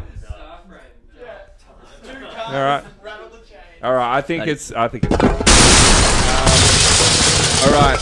Now, Fish, Tim will provide a little bit of context for this one, but using baby powder on your. No, I don't need to provide any context for that, just Paddy. using baby powder. Just baby powder, mate. Baby powder. We're going for that sponsorship, surely. Yeah. Fish is all about Johnson & Johnson, I hope you're listening. Yeah, absolutely. It's sometimes your seat's a little warm. That's the slogan. That is the ad right there. Yep. Sometimes your seat's a little warm. Andrew Fish, sometimes your seat's a little warm. I know my wife will be watching this, and our bathroom is coated head to toe in baby powder. No, like the last time we played here at Poimina, so the toilet that you go up to on right near hole 1, I walked in there. Top of the hill, mate. Top of the hill. It's a big walk. 10 minutes after you left that, and I walked into a fucking cloud, man. All I could smell was baby. There was like white powder all over the floor. I'm like, Tim, what the fuck? That's how you win playoffs, Paddy. That's how you win. That's how you win playoffs. That's how you win playoffs, apparently. Yeah. You were gliding through that course. But yeah. All right.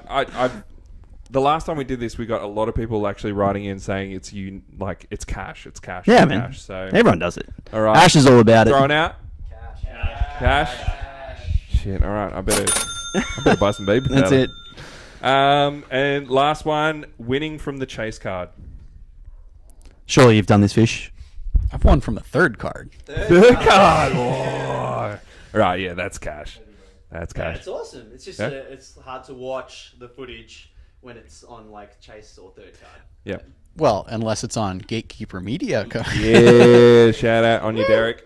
No, I think the move here is absolutely cash, but it was way better before there was live scoring because like the lead card would come in and be like, all right, they won. And then like, nope, you got snaked, boy. Go that's check out awesome. that paper card, mate. There's a 48 on there. That's awesome. Cool. I think that's about it with the trash or cashes. I'll just check to see if any stragglers came in with some late ones. Actually, Simo, you did send some in. All right. Wearing merch from one player while caddying for someone else.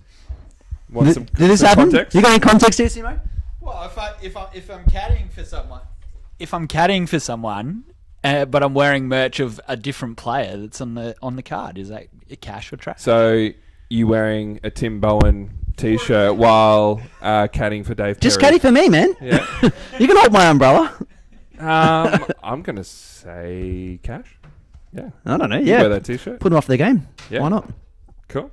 Cash. I got no opinion on that. Yeah. That caddy's getting fired right quick. All right.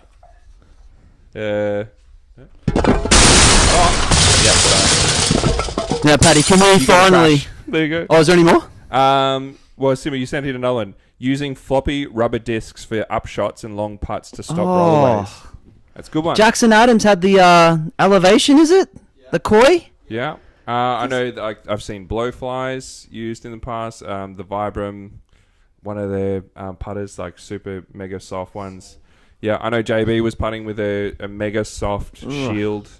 How Yeah. do you put that into your bag? Like, do you slot it in? You Yeah. just... Squish it in. Squish it right in there. It really, actually, it just goes into the pocket. But yeah, what are your thoughts there, Fish? I think this is cash. Once again, it's everybody has access to that, so not competitive advantage kind of thing. Yeah.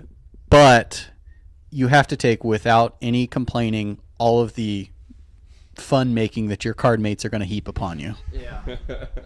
Yeah, you're throwing a sloppy Joe out there. Like, that's... You're going to... They're really hard to putt with. They're Yeah, really weird. not for me. But yeah, I'll probably you can do it if it works for you. Yeah, that's cash. But yeah, group cash. All right. And final one, I think this is from you, Rai. Playing in 2 divisions over 2 weekends at Aussie Champs. Cash. Cash. A Mate, lot get of it done. cash. Personal cash. That's expensive, but yeah. It's Fish endorsed too. Yeah. You got the thumbs up. All right, easy cash. Is that no? Oh, thanks, Ash. There we Now, go. Paddy, right. can we finally move on to one of my favourite segments, which is the Gordo Ramsey review? We are getting dangerously long, so maybe we'll just stick to the classics. Yep. Yeah. All right. So the Mate, first one. Gotta play the Oh, I've intro, got to play the surely. intro. Sorry. No, Sorry. it won't take the weight. What's he doing? Your donut. No, stop it. What? Are you dismantling a lamp? No. Come on, ready? You muppet. Really? Now, if you don't know, this is one of my favourite segments. It's not quite the best podcast one because it's very visual and we're obviously talking about it. But today, we can show the photos to some people. So we revisited a few favourites from the year. And Paddy, do you want to kick us off? Yeah. So one of our favourites was sent in from Phil. So yeah. Phil Paul. Yeah. Rest in peace, Phil. Yeah, we named our episodes. Can someone please give Phil $50? Because this thing that we're looking at here. So apparently he was pretty stoked to find a milk crate on the side of the road, which it looks. From memory, it looks like he's actually grabbed the angle grinder and cut out half of it. And I think I said, that's pretty dangerous, mate. You might end up ending up in the emergency department from cutting yourself on that. So yeah, there's the milk crate, which has got to be more expensive than just which buying is, something. well, look, proper. it's Australia, so not really. Yeah. What a happy country I come from. Yeah, they're like, oh, how'd you do this, mate? Yeah, no worries, we'll fix you up. That's fine. Yeah, go back and do it again. And then there's a what? You're looking over. I don't know the name of this thing. It's probably got an official name, but it's the apparatus that holds your cutlery after you've washed it, and it keeps them dry. In the dishwasher. Yeah, it's a drying thingy. Looks like a damn shower caddy. Yeah. It's a shower caddy. Yep. And that's where he keeps his putters, his drink, and his towel. You know, I remember saying that. You know, he's got a bag there that can do that. As well. And the bag also has sockets for those things. But yeah, this was one of my favourites that was sent in. Actually, yeah, I reckon. Yeah, this is awful. I mean, Phil, I think he said I was driving home from work and I saw that milk crate on the side of the road, and I said I have to get that. Yeah. I'm like, Phil, you don't. You don't have to get that. You can pick up like a whole golf buggy on the side of the road. Yeah. But anyway. Yeah. Anyway, one of my favourites. I don't think Phil ever got that 50, and he's never spoken to me ever again. So that was a good. That was a great one. I think maybe the Lee Thompson one. We might skip to that. Yep. So Lee, you posted this. This is a putter holder. And Lee's in the room. Yeah, Lee's So in the room. this is real awkward. I was like, I'm looking forward to tearing strips off this one, and then Lee shows up. We see a lot of things made out of PVC here, Fish.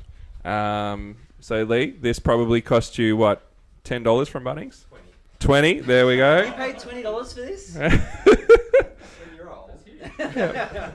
And I think my favourite comment on this one was Fergie said it looked like an apparatus an old person would use in a nursing home to get to the toilet. So yeah, what do you think of that one, Fish? What? It holds your putters when you're doing putting practice. So you can rest your putters on the top here. So does my left hand holds my putters too.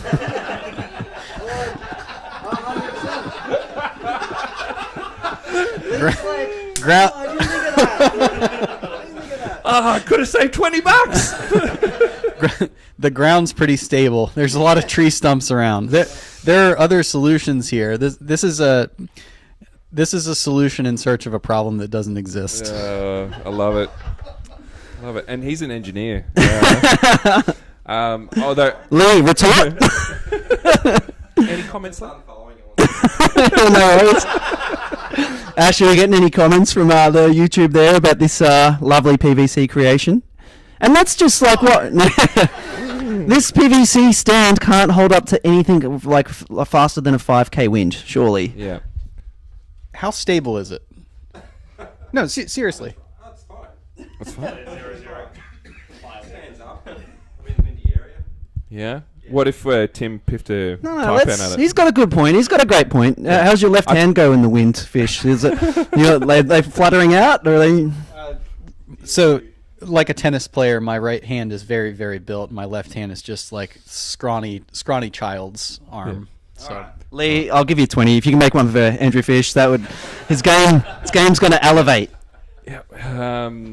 The next one. So they're not all. We don't take the piss out of all of them, but there was Ballarat, the next one. So we actually didn't get this guy's name, but we're calling him Leather Daddy. Leather Daddy, yeah. He came straight up to Fergie, who had a shop there. This is a handmade leather disc golf bag that he made himself. As you can see there, it's got all these discs in it. It's got his little leather strap. Goes around, does his thing. I think we probably made a few cheeky comments about it, but the craftsmanship that went into it is pretty cool. Something pretty unique. I think he's done all right. What do you reckon there, Fish? it doesn't look comfortable, but it does look unique, and therefore I'm in support of this. Yeah. I like the fact that he's got his like leather purse attached to the strap as well. That's also a nice touch. Good. What is that? What is it? That little square there. Maybe Shoulder holder? strap. Yeah. Yay, there you go. This is the jam lid guy. Holds That's his it's jam spot lid. on. Spot Love it. on. Yeah, what do we think, group? Like this one? Would you buy one? Yeah? No. Nah. They Yeah. wouldn't buy one, but they can appreciate it. Yeah, I wouldn't. I'm like, it took a lot of effort to make something that is unnecessary. You can buy a $20 bag. All right. I think next one is from a pretty handsome fella. So this is my cart that my dad and I made. I think we ripped pretty hard on this one. Well, I think at the time we said that the particular pattern you chose for the cushion looked like it came out of like a sleazy motel on the side of the road. Or I think Fergie might have said like his grandma's couch from the 60s. Yes. So was that a particular design choice, Paddy? You wanted to be sitting on... It was on special at Spotlight. Oh, okay, nice. Yeah, and it was waterproof. So, yeah. Waterproof? Is that... Yeah. You have Well, continence I need problems? to start or- using baby powder, apparently. Yeah. Like, too sweaty down there. No. That was... Do you ever rock a cart, Fish? No. Just on the backpack? But yeah, like I know my backpack can go everywhere, but if there's a course with steps or water crossings or something, like that's just a lot of lifting and moving around. Like I don't know. I've done a stroller a couple times, but that's only on like very specific layouts. Yeah. Do you have an intact spine, Fish? Yeah. Yeah, good for you. No, what do we My- think? my- What do we think, everybody? We've got this fruity number. Yeah. I love it for you. Yeah. Oh. Jeez, that feels like that's on a level of like my mum saying, "I'm not angry, I'm disappointed." So, Let the record show Paddy got some charity votes, and that is trash. yep. So next up, Andy Wiz got. He sent this one in. This is a basket, handmade. The catcher is made out of a car tire. The top of the, what the chains are hanging down from is a bicycle tire, and then he's put it on he's taken apart an old computer chair, and he's got the legs of that. So this does move around. It is portable. Apparently it catches okay. Apparently, but I remember the context of this. He said, "My cheapskate son won't buy me a basket, so he had to make his own." So, what do you think there, Fish? It's fine. I've definitely seen the bicycle tire and tire for the upper part of this, but the chair part down at the bottom makes it look like one of the horrifying things from Sid's house in Toy Story. That is an accurate description. Yep, I like that. Yep. I think, look, if I'm going to look at the positives, I think hitting that tire will make a better sound than hitting these RPM bands and the RPM trays this weekend. You're going to get a big roll away, put it that way. But the basket's probably rolling too, so might not be the worst thing. But yeah, following on with Andy Wiz, he sent in his like mecha cart here. Yeah, and which he put in a lot of like words where he actually keeps that. And that just like that reeked of desperation. If I'm being honest, that just looked like an infomercial. Like, but wait, there's more. Yeah. It's got an esky. It's got a drinks, keys, tubs, putter pouch, storage. And look, I think he's done a fantastic job. But at the end of the day, like his discs are rattling around these cheap Bunnings tubs. I don't think they were cheap in the end. Oh, really? I think they Then actually just cost buy- more than the whole cart. Just to be buy a honest, but cart. Yeah. No, I broke Andy's I'm feelings, sure so I got to you've hold seen back. a few of these rocking around the States. Yeah, I've seen something like this. Now, the tubs are an excellent solution for when it's wet because you're in plastic bins. You know that sucker's waterproof. Yeah. What I don't see on here is a vertical stand for an umbrella to keep both you and your cart dry during the rain. I see that there's like the rain flap that can kind of come up to protect what at one time would have been a small child. But like there needs to be a modification for this that like holds an umbrella so that you don't have to hold it while pushing. The child goes in the tubs. Like that's this one's for this, that one's for child. No, he's right. He hasn't put umbrella in the words either. So Andy, I mean, I gave you like a D last time, and now it's like an F. Yeah. This What do we think, guys? improvements could be made. Yeah. Work to be done. All right. He's got plenty of time. I'm sure he can do it. Cool. So, Timmy, out of all of these, we talked about like crowning the Gordo Ramsey review, the worst or the best DIY project. I think these are some of the top ones. What do we think? Maybe we can throw it out to some votes as well. Oh, look. Who was your favourite? It can be I mean, the whole idea of the segment is to say probably what the worst about it is. I was gonna try and make like a PVC, like do a DIY trophy for this because it would have been perfect. Just this crappy homemade trophy. We can send it to someone. Yeah, still make it. But I don't want to do that because I don't want to like give these people like much credit for these creations because these items aren't expensive. You can buy a backpack for like nothing these days. Yeah. Like, anyway. All right. I think look, to be honest, if I'm going to put my front runners ahead, it's between Lee Thompson's toilet apparatus and Phil Hall's cart. Because Phil, I feel like he's just used the worst ingredients to make a soup here. All right. What do we think? All right. So film critic Roger Ebert used to rate movies not on like how good the movie was, but how well did it execute what it was trying to. Okay. All right. So in that sense, Lee, you've actually nailed it. Like you have a low cost solution for what you're trying to do. I also think that the leather bag does that very well. Yep. The craftsmanship on that alone, ornate. All of the other carts are just pure jank. Yeah. that is very well put. Very well put. Are we actually going to reward like Lee's putter stand though? Well, I tell you what, because this is we've got like no freaking idea who the guy from Ballarat is. I would be happy to give it to Lee because since I've hurt my back, that thing is looking more attractive every day. But yeah, I've got something to give away. Here we go. If we say Lee, is that what? Put it to the crowd. What do we reckon? Yeah. All right, Lee. I've got an Orbit EMAC Truth here, mate. That is all yours, man. An actual frisbee. He could have cut it out of a plate. Yeah. Yeah, definitely a putter. All right. Well, look, that's getting to the end. The final thing that we do at the end of every episode is we open it up to some questions. We have had some sent in, but we also have people online, people here. So maybe I'll read out the ones that were sent in, then we'll open it to the floor, and then we'll wrap it up. So Javier Arrighetti has sent in a question for all of us. What are some of the ways you make practice fun? This can be kind of hard. When I'm playing on the tour, there's a lot of incentive to just like go grind it out on the course, get 4 or 5 practice rounds in, dial in what you're doing on each hole. But like that gets old in about March if you try to do that all year. Yeah.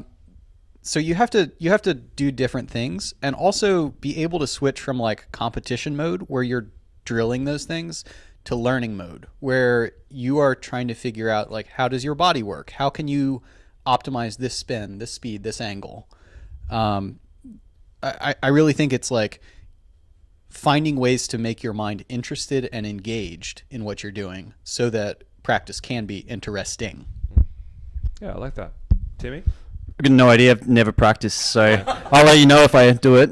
Well, I was going to say, mulligans usually make it fun. I like just making it competitive. Like I'm a competitive guy, so if you can get out there and not just like grind a practice round out, by yourself, but like do it against somebody, I think that's awesome. Yeah. Me and Bruce Lee, shout out to Big Bruce. We had a good battle today. Yeah. Tied at the end, but that certainly kept things interesting. Yeah. Made me hit a clutch putt on 17, so there you go. Good practice. Yeah. I mean, I've talked about some practice things I've done in the past. Like I have this practice game which called triplets. Like I throw 3 drives. First drive is the real drive, how I would play it in a tournament. And then if I absolutely shank that, then I throw two more. And if I can birdie from both of them, then that's what I take for the hole. So it just adds that little bit extra pressure when I'm putting. But it's also that pressure on the first drive to be perfect. So yeah, there's that. And that's also why like your U-disc rounds mean nothing, mate. That 12 down scene. Yeah, all right. Like the morning was absolute perfect weather. All right. I know Bainey. When I saw Bainey a bit later that day, he's like, "Did you play this morning?" I'm like, yeah. Look, it wasn't as windy as this, mate. Don't stress. But yeah, no. There's that. And I think like playing with Dylan Feldman. We've been putting a little bit lately and playing like horse. Yeah, that's been a bit fun as well. Like, right, I'm going to putt from here, and then there's that little bit extra pressure to play and make your putts. So yeah, I think little things like that make it fun. Also Disc Doctor as well, like putting games, using that sort of stuff too. Yeah, there's a heap of things out there that can make practice fun. So, yeah, good question. Dan Frost has also sent in... it's a question for you, Fish. What can we do to attract more top US talent to come and play in Oz/New Zealand during their off-season? Is it just a matter of making it financially viable for them? I don't think it necessarily has to be financially viable, because like there should be an intrinsic value to travel and like expanding one's horizons. Like I said earlier, I think stitching together a few events in a row would make it more attractive to a few people. But I think there's also a big logistical hurdle to clear just in like getting here. Because, you know, I've got to plan flights ahead of time, but then I've also got to do Airbnb and travel and all of the other things. So I think kind of lowering the barrier to doing those things, you know, if there's a tournament in Melbourne and then a tournament in Tasmania, if you know that some pros from the US might be coming or from Europe might be coming, if you can say, hey, listen, we can set y'all up in an Airbnb, you know, we'll coordinate the logistics, you just pay us back, and then like we'll give you a ride to the ferry terminal.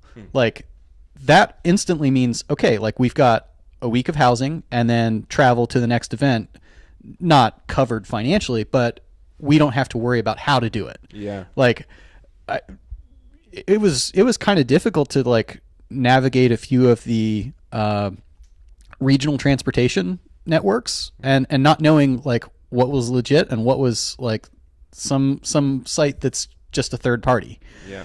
And then I think if you Australia are trying to attract pros from around the world to come here, it doesn't have to be just like having the biggest, best courses or having the biggest, best payouts. Cause like you're no offense, developing disc golf scene. Not offensive.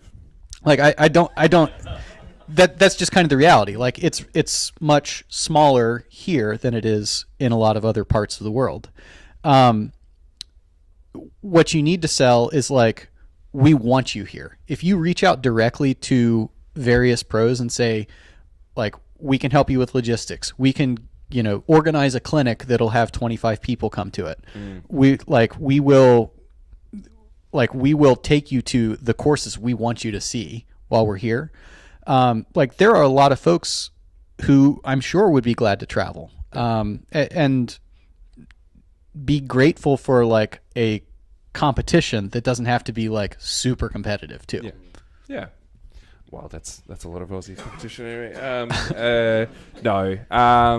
I think a big one, like when I've seen pros come over here in the past, like if like once the word gets out, then like so many people in Australia in the community like, yeah, like I'll put them up. Like I had Terry Miller come stay at my house when they were coming through. They did, I think it was Neil Roberts and someone, Luke, sorry.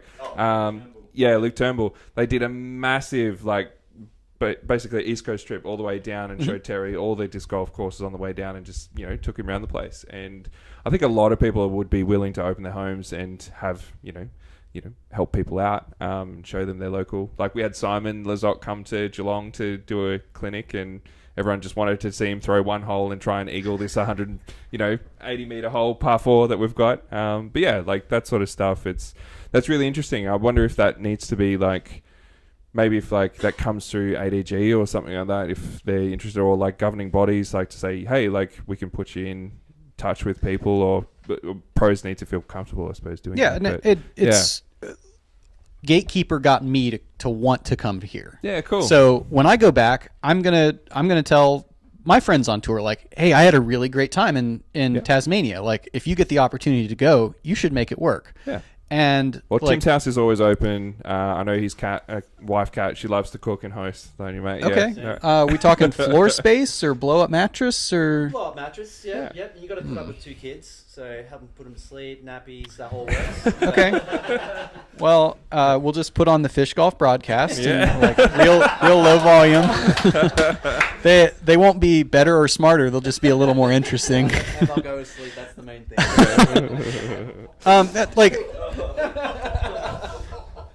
No, I think what it takes is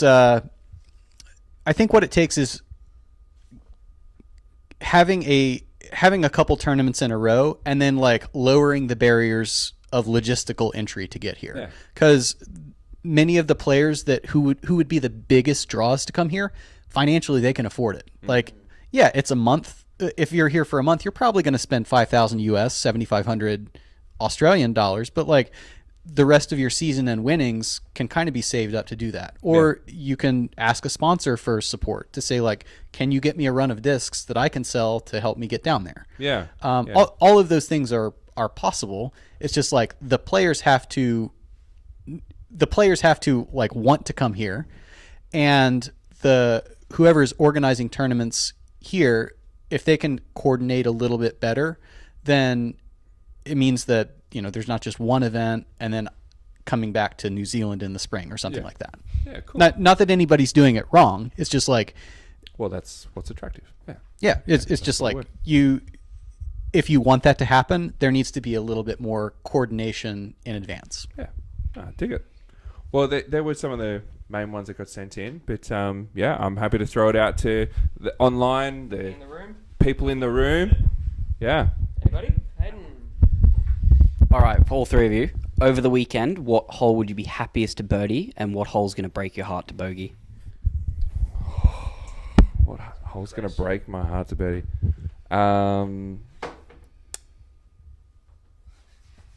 It's going to be one of, like, if I miss, what is it? Either 8 or 9.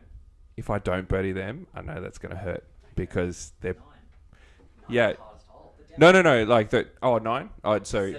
7 or 8. If I'm not birdieing them, I'm losing strokes. They're very straightforward par 4s. Oh, they're the soft par 4s. They're soft par 4s. Yeah. I said the second soft par 4, if you get the second par on that, then it's like that's like a real like mental like hurdle that like don't be angry after you get 2 pars here, because then the rest of the round will go to shreds. I'd like the one after that, the big downhill hole. Hole 9. That, like, I don't think I will birdie that because I don't think I will in the wind. It's notoriously a hard birdie, especially with the fact that they've raised the basket and we've got wind coming. Still has to be done because he can't make it because of COVID. But Shawnee Freeman, our good mate in MA3, I think he missed every like 60-meter par 3, and he just parks that hole with his putter. Yeah, classic Shawnee. Yeah. I don't know. I think probably them. Yeah. Yeah. What about you? This is a very evasive answer. I really try not to think in terms of like birdie and bogey. I want to throw like good committed shots, and then there's enough slopes and wind and whatever else that I can't control after it's released my hand.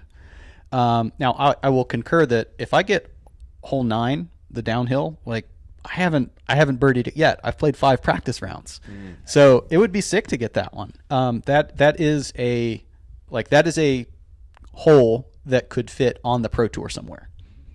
And there, like, again, no offense, there aren't that many other holes at Poimena that would fit on the Pro Tour. That one absolutely would. Yeah, Sarah good Lee question. got it today. Shout out to Highs of Flight Sarah Lee. Nice, good on her. Yeah, any others? Come on, Clodo. Right, so if this course was on the DGPT, the Pro Tour, what is the best score in 3 rounds, and who's the player that's most likely to get that win? I think we're looking for a right-hand backhand power player who also has a good like zone harp approach forehand type thing, because those are the dominant shots out here. It could be. I think somebody would shoot. If you gave the entire Pro Tour field 3 rounds of this, somebody would shoot 16 down, and they would be annoyed about missing an eagle putt somewhere. Yeah. Good question. Yeah, Simo? So I guess this is up for all 3 hosts. Is there a standing bet for who's going to finish first and who's going to finish last and have to jump in the water? Well, yeah, where's the water? There's plenty of water around here, and it's all a real good temperature. I bet. We have to jump? We have to jump in the Derwent, do we? Far out. Oh yeah. So we had a bet. What worlds was it? What was it? I think. I can't remember what worlds it was. think it But was back to our tipping competition. last year. Yeah. Back to our tipping competition. Tristan Tanner has cost me He's lots. another- Like he's on the dead to me list. Don't pick him because he never plays well when I pick him. And he was in the B pool for what worlds it was. Yeah. I can't remember which one, but he was in the. Yeah, 22, he was in the B pool and like popped off. And then I said, he won't finish top. I think before I said he won't finish in the top 10. And then I doubled down and said, there's no way he finishes top 5. I'll jump in the dam if he finishes top 5. Yeah. When he come like third? So there's a When did you double down on that? I think it was after early. after the first round. It was like I was like, "There's no chance." Like he had one good round, and then he just kept getting better and better. And So this dam is at Inverleigh Disc Golf Course. In the dam, there's been dead kangaroos in it. There's been it's she a bit rough. it looks pure Coca-Cola So- right now. Like it's Yeah. black. As soon as that sentence came out of Tim's lips, I was like, all right, I'm holding you to that. And he T third, Tristan Tanner. T third. We videoed it. It's online. Tim jumping in the dam. Tristan Tanner did like it. He doesn't like Tim, which is all right. But yeah, to answer your question though, Simo, I'm not coming first, so I don't have to jump in anything. I'm not No jumping worries. in. I'm not jumping in the dam, but I'm happy to have a bet, Paddy. Yeah? I reckon I got you. I mean, we You can't. reckon you got me? We can't forget about Tassie two heads earlier in the year. Yep. I reckon we right. just get to a playoff and So I've who got, finishes higher? who finishes higher? Yep. Yeah. All right. What's the bet? I don't know. Fish can make the bet. No, I don't know. What do we have? Give- Loser does what? Fish. Oh god, he's thinking a bit too long about it. I don't know. I don't have anything good yet. You can come back. All right, we'll come back to that. No, that's. I'm going to be even more nervous now. I'll be tracking the scores, Paddy. All right. Bloody Simon. Who let Simon in the room? Yeah. There's always got to be a bet. Any others in the room? Anything online?